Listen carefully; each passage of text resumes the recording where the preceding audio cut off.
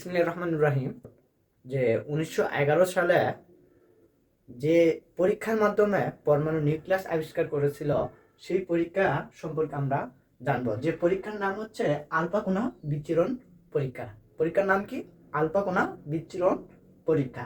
এটি কেমন করে করেছিল এবং বিজ্ঞানী রাদারফোর্ড কেমন করে পরমাণুর কেন্দ্রে নিউক্লিয়াস আছে এই তত্ত্বটি আবিষ্কার করেছিল, আজকে আমরা প্র্যাকটিক্যালি এই পরীক্ষার মাধ্যমে জানতে পারবো। তো আসি আমি বোর্ডে বিজ্ঞানী রাদারফোর্ডের যে মডেল অর্থাৎ যে তথ্যটা প্রয়োগ করে এবং প্র্যাকটিক্যাল সহকারে একটা পরমাণু নিউক্লিয়াসে আবিষ্কার করেছিল, সেটা আমি হুবহু না হলেও আংশিক অঙ্কন করে তোমাদের মাঝে উপস্থাপন করেছি। তো এখানে দেখতেছি যে একটা অর্ধবৃত্ত, কি অর্ধবৃত্ত, এবং এর বাম পাশে আছে আলফা কোণা। আমি নাম দিয়েছি আলফা কোণা। এখন আমরা আসি আলফা কোণা কি। আলফা কোণা হচ্ছে হিলিয়াম থেকে 2টা ইলেকট্রন ত্যাগ করলে যে দ্বিধনাত্মক নিউক্লিয়াসে পরিণত হয়, সেটাই হচ্ছে আলফা কোণা। তাহলে আলফা কোণা কি? হিলিয়ামের দ্বিধনাত্মক একটা নিউক্লিয়াস।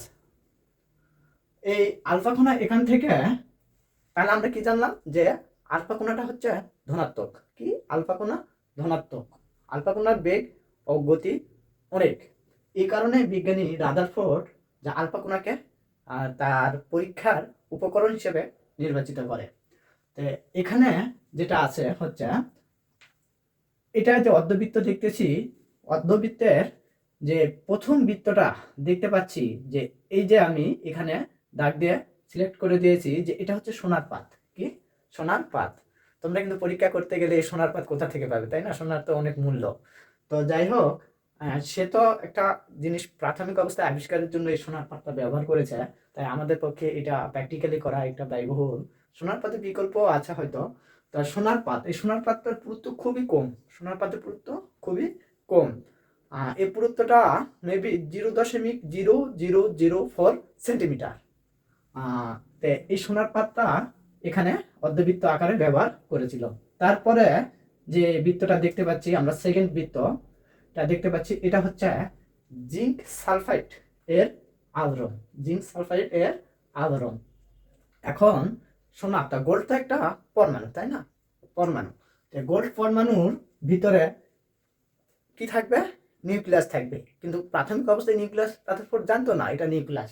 তো এটা হচ্ছে নিউক্লিয়াসের ধনাত্মক অংশ, অর্থাৎ প্রোটন ও নিউট্রন এখানে থাকে, এবং নিউক্লিয়াসের নির্দিষ্ট দূরত্বে বৃত্তাকার পথে ইলেকট্রন থাকে।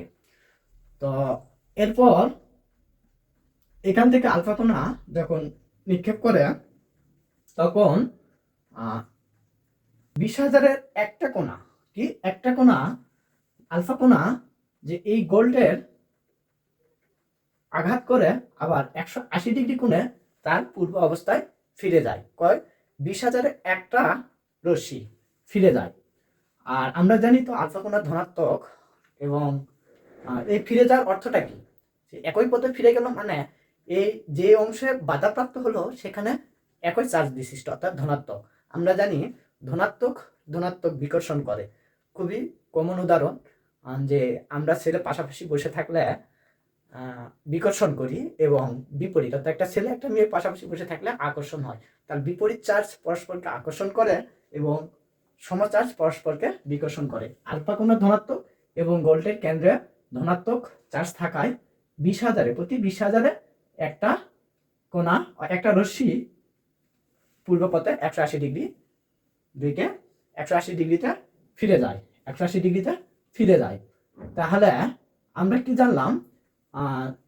আমরা না, রাদারফোর্ড জানলো যে গোল্ড একটা পরমাণু, এই পরমাণু অধিকাংশ অংশ ফাঁকা, অধিকাংশ অংশ ফাঁকা, যার কারণে সে 20,000 মধ্যে, রশ্মির মধ্যে 19,999টাই ভেদ করে যেতে পেরেছে, এবং একটা আলফা কোণা, আলফা রশ্মি পূর্ব পথে ফিরে গিয়েছে। তার এক্ষেত্রে এ থেকে বিজ্ঞানী রাদারফোর্ড বুঝতে পারলো যে পরমাণুর পুরো অংশটা ফাঁকা থাকে। পরমাণুর পুরো অংশটা ফাঁকা থাকে, এবং এর কেন্দ্রে নিউক্লিয়াস অর্থাৎ কেন্দ্রে একটা ধনাত্মক আধান থাকে যার নাম দেন রাদারফোর্ড নিউক্লিয়াস, যার নাম দেন রাদারফোর্ড নিউক্লিয়াস। তো এই হচ্ছে বিজ্ঞানী রাদারফোর্ডের পরমাণু নিউক্লিয়াস যে আবিষ্কার করে, এই পরীক্ষাটা করে সে আবিষ্কার করে, যে থেকে আমরা প্রায় শুনে থাকি। 9-এ আছে, তৃতীয় অধ্যায়ে, রসায়ন বইয়ের তৃতীয় অধ্যায়ে 9-এ যে বিজ্ঞানী রাদারফোর্ড যে পরমাণু মডেল প্রদান করে সেটা সৌর মডেল বলা হয়। এই মডেলে যে নিউক্লিয়াস আবিষ্কার করে, নিউক্লিয়াসের কথা আছে, তো ওখানে সংক্ষেপে দেওয়া আছে যে নিউক্লিয়াসটা কোথা থেকে আবিষ্কার করে কেমন করে এটা উল্লেখ করে দেওয়া নেই, কিন্তু এইচএসসি গুণগত রসায়নে প্রথম পত্রে বিস্তারিত একটু দেওয়া আছে। তো আমরা যে রাদারফোর্ডের মডেল, বড় মডেল পড়ার আগে এটা আমাকে জানতে হবে, এই সম্পর্কে একটু জ্ঞান ধারণ করতে হবে। অনেক সময় এমসিকিউ বিভিন্ন পরীক্ষায় আসে। তো আমরা জানলাম যে রাদারফোর্ড, বিজ্ঞানী রাদারফোর্ড কিভাবে নিউক্লিয়াস আবিষ্কার করেছিল সেটা আমরা জানলাম। তো আসি এখন এখান থেকে কিছু তথ্য, যে আমি এই আমার লেকচারের মধ্যেই বলেছিলাম যে এখানে যে সোনার পাতটা ব্যবহার করা হয়েছিল এর পুরুত্ব কত। এর পুরুত্ব হচ্ছে 0.0004 সেন্টিমিটার।